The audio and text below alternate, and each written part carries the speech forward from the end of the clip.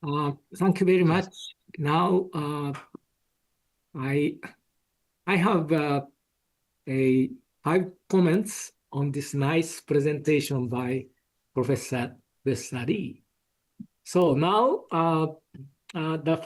this is a very nice paper and a comprehensive and excellent presentation on demographic change and the strategic role of AI and the human capital in Korea. As Professor Lee mentioned, Japan and Korea faced a common challenge to the transition to super age society under the circumstance of technological rivalry between two AI superpowers, that is, US and China. This is very useful material for policy making both in Korea and Japan. And I'm very much impressed is the fact that the Korean government aims at achieving the goal of AIG3 country by accelerating AI transformation manufacturing, putting emphasis on the comparative advantage of physical AI. And my first comment on demographic change is the immigration policy. The presentation did not include this issue. But looking at the experience in Europe and the United States, this may be one of the big challenges for both Korea and Japan. Foreign workers in Japan now amounts to 0.5657 million. Korea accepts foreign workers 1.1 million. Given the size of total population, this is about the same share, about 3%. Our JCR made a long-term focus total population than immigrants. And recently, in the case of Japan, foreign workers share will rise to about 14%, which is equal to the average share of European countries. So one of the opposition party, Japan Restoration Party, argued explicitly there may be a strict limit on accepting the foreign workers. One of the leaders said clearly that we should limit the introduction of foreign workers only 6% on the total labor force. And my first comment is, do you find any useful lessons on Korea's immigration policy for Japan? And in addition, I'm informed that the illegal work amount to 0.4 million in Korea. In Japan's case, maybe 0.08. This is compared with Japan. Korea's case a little bit larger. And do you prepare any measure to reduce the illegal workers? This is the chart which shows future development of immigration. We have also estimated all the our long-term forecast. So this is one of the big challenge anyway. Second one is human capital, and I fully agree, Professor Lee, on the important role of human capital and the AI adoption. And the AI should be complementary to workers, and including aged workers. We observe clear positive relation between human capital and the TFP. So if the had a large accumulation made in human capital, then that country tended to show the higher rate of growth of total factor productivity. What is interesting to me is the figure 3, international comparison. Based on the World Bank, research, and added we have some work, and we find Korea's human capital so high level. Its level is so high, and growth is continuing, not only at 2030, 35, and 40, among the top country. So therefore, I think, according to Professor Lee's presentation, a potential growth rate accounting scheme that the human capital contribute 0.5% to Korean growth. And I agree over the future, it's quite promising that Korea will have the high growth in human capital and contribute to about 0.5% economic growth. So this is a second issue, second point. But in the case of Japan, one of the big problem is the lower return of female higher education investment. Graduate student of women, so initially find a job, but after she had the one baby or two babies, and then once retire, and then rejoin the labor market, but not regular worker, but as a part-time worker. Therefore, the lifetime income of the graduate student of women much lower compared with a male student. And this creates a difficulty to expand the government policy to promote the human capital accumulation in Japan. Japanese government partly introduced Australian type HEX higher education system help type loan program, but not so widely. And one of the bottleneck is this low return. If the female student graduated from university only working as part-time worker, then she would not repay because the threshold income level is higher than her actual wages. So this is Japan's problem. How about Korea's case? This is my second question. And the third question is relating to AI impact on total factor productivity. Korea and Professor Lee cited work Asemoglu. His Asemoglu's assessment is rather, lower estimate. But Guillaume and Brunel, Bank of France economists, they predicted 0.8 and 1.3% increase of GPT. AI as GPT. And in our medium and long-term focus on Asia and global economy, we estimated the impact of AI revolution, including generative AI and AGI, general AI. That is divided into software-based AGI and physical AGI on total factor productivity. Unfortunately, we could not include the ASI, super intelligence. It is AI becoming more superior to human being. So, but it's beyond our imagination.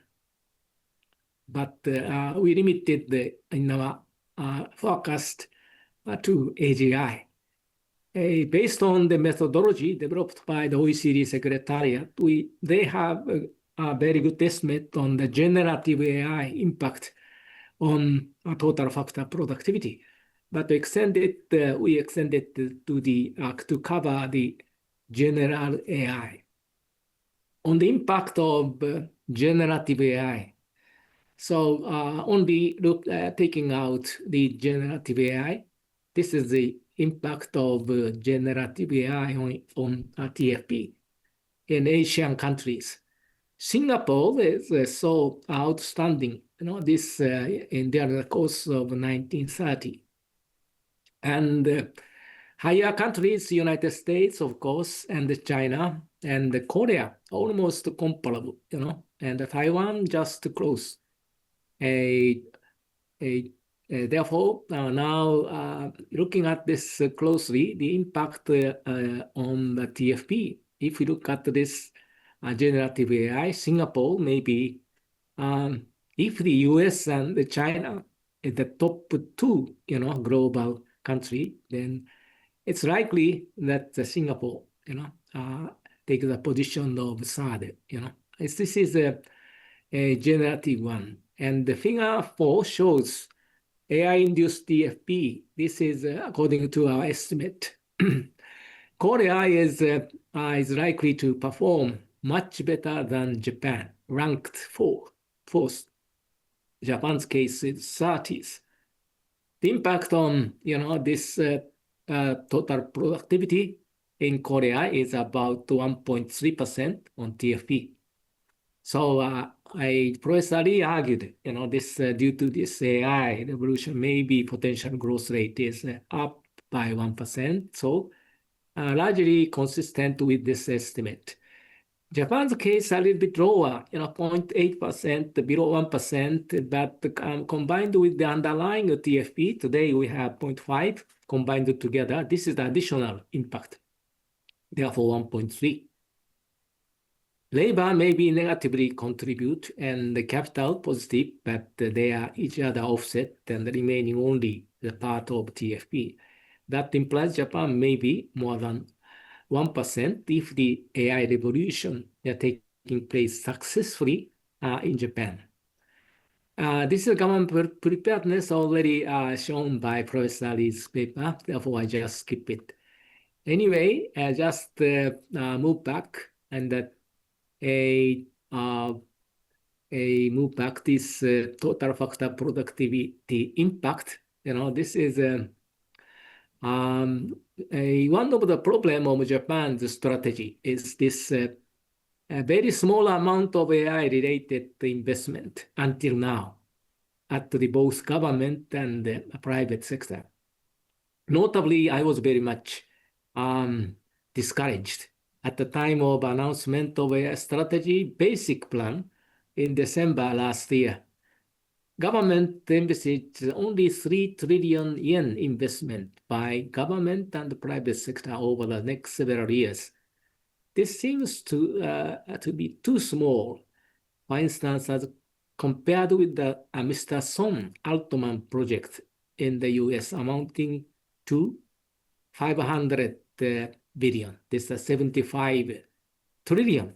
This is Mar-a-Lago that Mr. Son Altman made a commitment we are going to make investment, including the infrastructure investment, and that 500 billion, that is 75 trillion yen. Compared with this size, Japan's number is so modest. So I'm afraid Japan will lag behind on the AI revolution. So in the case of Japan, the Takaichi government pick up 17 strategically important areas. But my own desire is it's better to have a goal similar to Korea, at least AI G5 country, not the G3, but it's better to have a clear goal in Japan. China is a very strong physical AI. And if it takes physical AI, it is larger than the US. That would narrow the technology gap between China and the United States. And also similar trend we see with respect to semiconductor industry, despite the stringent export control by the US vis-a-vis China. So this figure 5 shows this is impact in the case of Luxembourg is so high, but followed by China. If you look at this red part of this chart, China's case, physical AI, is so strong. And Korea is similar, and Japan also similar. US is more balanced one, and but the ranking is so different. Korea likely to perform much better than Japan. And on the AI research institutions, only are taking up this AI, a specialized research institution. Then the top 5, China takes all the top 5. And Korea, KAIST, is ranked 7. In Japan's case, University of Tokyo is very lagging behind. So my, therefore, fourth comment is Korea's goal of AI, G3 country. And I find Singapore and Taiwan may be the strong competitors to Korea. And in our forecast, medium-term forecast, for instance, take the example of Taiwan. Taiwan is very rapidly increasing, and just last year it achieved 8%. Fourth quarter number is 12% real growth. This is similar to high growth era in Japan. and very good performance, and the per capita income will, level would exceed the Korea and Japan. This is a very rapid. Therefore, I find Taiwan is very strong on the semiconductor and also the utilization, civil tech application, putting emphasis on the plurality in contrast to the US case of singularity. I find quite interesting this Taiwan's attempt to utilize the AI technology, not only aiming at the super AI, but utilizing for social purposes. And so therefore, my conjecture is I'm sure, that Korea will a big five within big five, but I'm not sure whether a Korea will achieve the big three target. And the figure 9 shows this is if we taking the real per capita real GDP at 2017 prices, and if we take the US level of per capita real GDP and other countries and compared with the US, this shows the convergence. For instance, in the case convergence to the US level. Korea, until 2010, 2010s, there is a convergence path. So moving closer to US level. Japan's case, this sharp contrast already 2000 or maybe before that, this is maybe mid 1990, sliding down so sharply. And the Korea case also after, mid around the 2020s, there some downward deviation from the convergence path to the US real per capita and level. And in our forecast, this is the reform scenario, and in this scenario we assume Japan will embark not only the AI revolution but also the various structural reforms. So there is slowly, moving back to the convergence path, and Korea too. This is therefore it's quite promising. Even though Korea faces demographic challenges, there's a case, that Korea move back to the convergence path. And the final comment is labor market reform. Looking at the presentation on page 11, Korea's female labor participation rate, there is still room for improvement compared with Japan, for instance. And but Japan's problem is this, as I have said, majority of women engaged in the labor market are non-regular worker, although the female participation rate is high. Because of this tax system, social security system favoring the household wife, spouse deduction. There's a favoring the household wife, and so. And I would like pose question whether there's a similar problem exists in Korea. And another common issue is mandatory retirement system adopted both Japan and Korea. Professor Lee's a presentation, some lengthening the statutory retirement age, but I find it's better to entirely abolish this mandatory retirement system. This is really limiting the labor supply and work incentives by elderly workers. And my final question is startup business in Korea. I'm hearing early retirement, maybe in the age 50, and although the statutory, retirement age is 60, but engaged in a startup business. And this is relating to the elderly's, human capital issue. And but if the Korea, there is a movement toward this, and this would very promising and bright future for Korea. So that concludes my comment. Thank you. Thank you, Professor Iwata. Professor Lee, could you respond to some of them, not maybe all of them, very important questions, but because of time, Yes. could you be selective in responding? Yeah, thank you so much, President Iwata, for your thoughtful comment. I learned a great deal from your remarks, and I'll briefly respond to the points you raised because of the time limitation. Let me start on the immigration policy. That's very important. There was also a question from the audience. Because Korea and Japan faced a rapid decline in the working age population, immigration naturally becomes a very important issue. And currently, the number of foreign residents in Korea is about 2.5 billion. It's about 5% of the total population.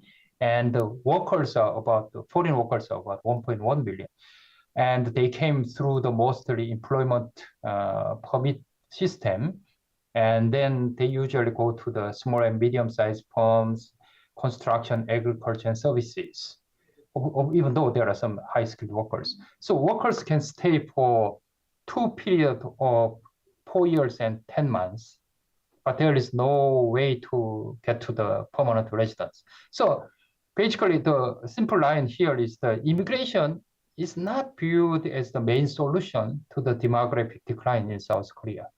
Current working age population declines much rapider, and then you cannot really offset that decline through the increase in the immigrant, and then mostly the trying to bring the low-skilled workers in the certain sectors. They could not firms they cannot find out the domestic workers. So that's the current situation. So there are, of course, there are a lot of discussion on the expanding the immigrant, but I think it's for my presentation, I think it's the improving productivity is very important, and then restructuring industry. So that's cannot be solved by the expanding the immigrant, even though that's important. And then the secondly on human capital, especially low productivity of female higher education graduate. I think that's similar to South Korea, certain aspect. That's also come from the many factors. For example, returns to education are quite vary across the fields. So humanities graduates have lower returns than compared to the engineering and management areas. But more importantly, as you mentioned, that's also coming from the career interruption and labor market, their job status. But this, I would argue, this is why we ask for the labor market reform and then more expanding opportunities of parental leave and flexible working arrangement for especially mothers. So Korea has been adopting very aggressively those policies and then get some success. But I think this is again important issue. But I think even though productivity of the female graduate are important issues, I would not only focus on the return to the education. Overall return for the society is coming from the many areas. So I would focus on the more like remove structural barriers to the female labor market participation. That would be priority. And AI, most of I agree. I think one point is regarding global technological competition. I think of course, China is doing very well, especially large-scale engineering and physical AI. But the US is still lead in many areas, frontier AI research, advanced chips, key innovation ecosystems. So the future of the global competition is still, I believe, very uncertain. I have written a couple of short piece of opinion on that. And I think Korea's, I think G3 country is quite ambitious. Maybe Singapore would be in the better positions because they are global financial and technology hub. But I think the global AI competitiveness ultimately depends on economy-wide adoption and application for the technology. So I think it's in that area, maybe Korea and Japan may have structural strengths compared to like Singapore, because you could combine advanced digital infrastructure and the strong manufacturing sector. we'll see in the future, still uncertain. I think the labor market issues are very important. I think it's the mandatory retirement system. You mentioned that Korea currently around 60, but they usually resign much earlier. So that's a big issue. Sometimes they start self-employment and small startups, but they often fail. So this is a big issue for South Korea. There are many issues regarding the how to effectively use the old wage workers. Usually in that area, we really try to learn from the Japan what would be the best policy for work. And then I think it gives a lot of insight on that. And I think it's this female labor participation issues, again, is very, very important issues. Korea has improved a lot, but I think it's the labor market reform issues are also very important. I saw here the question on whether Korea really could reform the labor market to accommodate AI transformation. I think it will really take time. This labor market rigidity is so important for South Korea. Always a lot of the protest from the strong labor unions, and then also the going that direction is still takes time. So I would say I would like to see what Japanese government is doing. I'm not aware of that, but we could look at that, what Japan has been doing. And then Korea also, the employment is mostly by the small and medium enterprise. Large enterprises, even though they contribute to the economy a lot, their share in the employment is very low. They could do much quicker in the changing the employment system, but still small and medium enterprise are very important. Let me stop here. Well, thank you very much, Professor Lee. I think he responded to these two questions which came from the audience. So, so it's time to close this seminar, and I'd like to thank both Professors Lee and Professor Iwata for excellent presentation and excellent discussions. Thank you again. Hope you have a good weekend. Thank you. Thank you. Thank you very much. Yeah.